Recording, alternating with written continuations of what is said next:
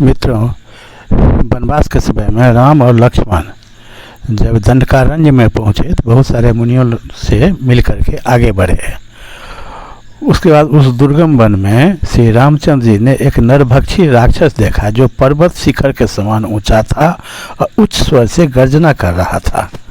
वह राक्षस यमराज के समान मुंह बाएं खड़ा था, जोर जोर से दहाड़ रहा था।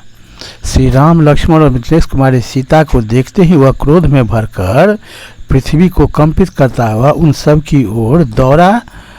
वह विदेह नंदिनी सीता को गोद में ले कुछ दूर जाकर खड़ा हो गया। फिर उन दोनों भाइयों से बोला, तुम दोनों जटा और चीर धारण करके भी स्त्री के साथ रहते हो और हाथ में धनुष बाण और तलवार लिए दंडक वन में घूम रहे हो। तुम दोनों तो तपस्वी जान पड़ते हो, फिर तुम्हारा युवती स्त्री के साथ रहना कैसे संभव हुआ? मैं विराध नामक राक्षस हूँ और प्रतिदिन ऋषियों के मांस का भक्षण करता हूँ। यह स्त्री बड़ी सुंदर है, अतः मेरी भार्या बनेगी। तुम दोनों पापियों को मैं युद्ध स्थल में रक्तपान करूँगा। ये बातें सुनकर सीता घबरा गई और थर थर काँपने लगी। श्री रामचंद्र जी लक्ष्मण को संबोधित करते हुए बोले, मेरी सती साध्वी पत्नी सीता विराध के अंक में विवस्था पूर्वक जा पहुंची है।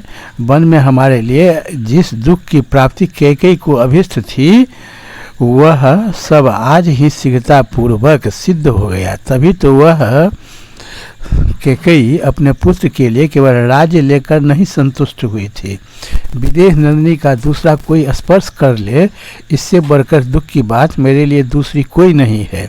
श्री रामचंद्र जी के ऐसा कहने पर लक्ष्मण कुपित हो सर्प की भांति फुफकारते हुए बोले, मुझ दास के रहते हुए आपकी किस लिए अनाथ की भांति संतप्त हो रहे हैं? मैं अभी अपने बाण से इस राक्षस का वध करता हूँ।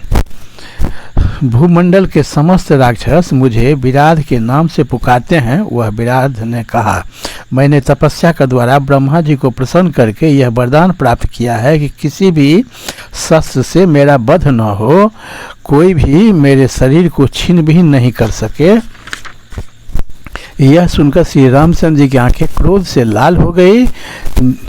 इस प्रकार बोले, नीच ठहर, अब तू मेरे हाथ से जीवित नहीं छूट सकेगा।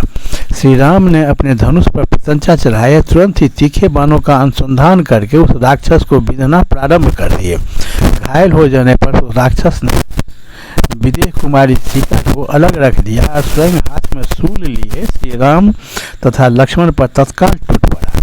तब दोनों भाइयों ने प्रज्वलित बाणों की वर्षा प्रारंभ कर दी।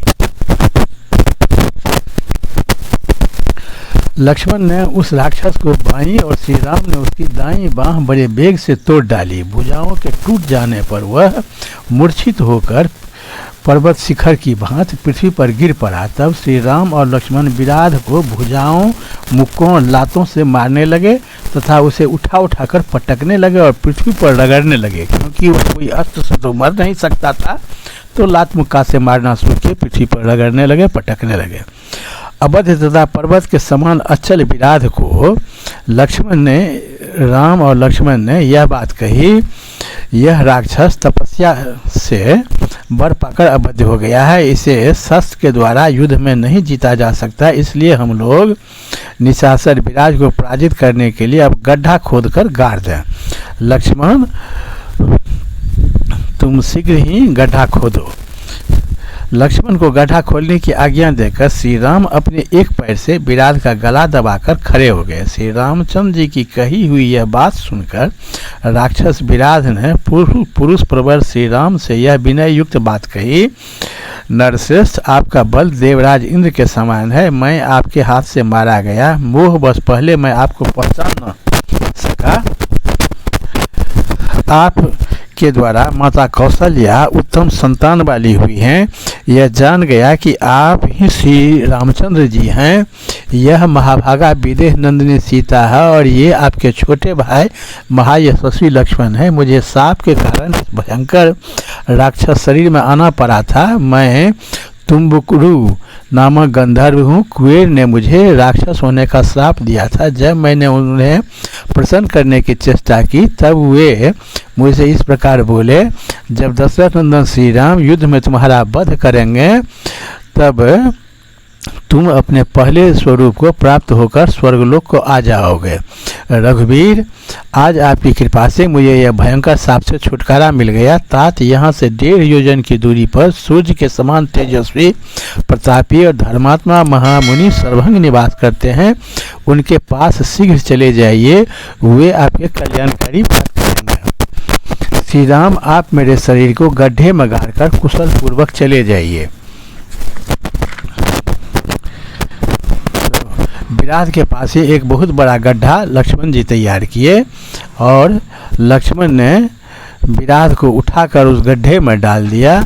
उन दोनों भाई श्री राम और लक्ष्मण ने रणभूमि में क्रूरतापूर्वक कर्म करने वाले उस भयंकर राक्षस विराट को बलपूर्वक उठाकर गड्ढे में फेंक दिया। उस समय वह जोर जोर से चिल्ला रहा था। गड्ढे में डालकर वे दोनों बंधु बड़े प्रसन्न हुए। उसे मिट्टी से पाटकर उस राक्षस का वध कर डाला। स्वयं बनचारी विराट ने ही श्री रामचंद्र जी को यह बता दिया था कि शस्त्र द्वारा मेरा वध नहीं हो सकता है। मुझे ब्रह्मा जी से प्राप्त है कि कोई भी अस्त्र से मैं नहीं मारा जाऊं, तो किसी भी अस्त्र से वह नहीं मरता। ये स्वयं उन्होंने ही, वह राक्षस ही अपना पराक्रम बताने के क्रम में श्री राम को पहले ही कह दिया था। इसलिए इन लोगों ने उसका केवल दोनों बाँह तोड़ करके उसको अस्त्र का प्रयोग करना बंद करके जब वह पृथ्वी पर गिर गया तो लात गुस्सा से मार मार कर उसे बेहोश करके मूर्छित कर दिए। और उसके बाद गड्ढा खोद करके गड्ढा में गाड़ने का इन लोगों ने निर्णय लिए, क्योंकि गाड़ करके ही उसका मृत्यु हो सकता था। वह किसी अस्त्र शस्त्र से नहीं मर सकता था, क्योंकि उसे ब्रह्मा जी का वरदान प्राप्त था। और ये बात स्वयं वह विराट राक्षस ने ही अपने आप बतला दिया था। तो प्रभु श्री राम अंतर्यामी थे, उन्होंने अपने दिव्य दृष्टि से समझ गए कि ये अस्त्र से मर नहीं सकता है, इसलिए इसको गड्ढे में गाड़ दिया जाए।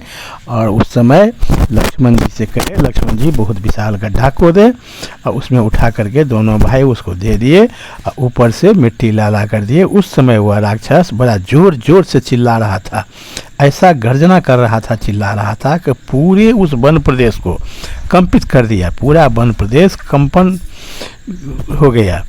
और तब श्री राम और लक्ष्मण उसको उठा करके उस गड्ढा में डाल दिए। और जब तक लक्ष्मण जी गड्ढा खोदे तब तक प्रभु श्री राम उसे गला पर को अपने पांव से दबाए हुए रखे थे और गड्ढा में गाड़ करके उसके बाद उसको उसी में मिट्टी से दफना दिए।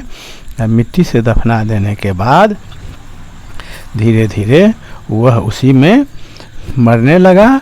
और उसके बाद राम और लक्ष्मण उसके ऊपर से बहुत सारे पत्थर सब जमा किए और पत्थर जमा कर करके उस गड्ढा के ऊपर से पत्थर से पाट दिए।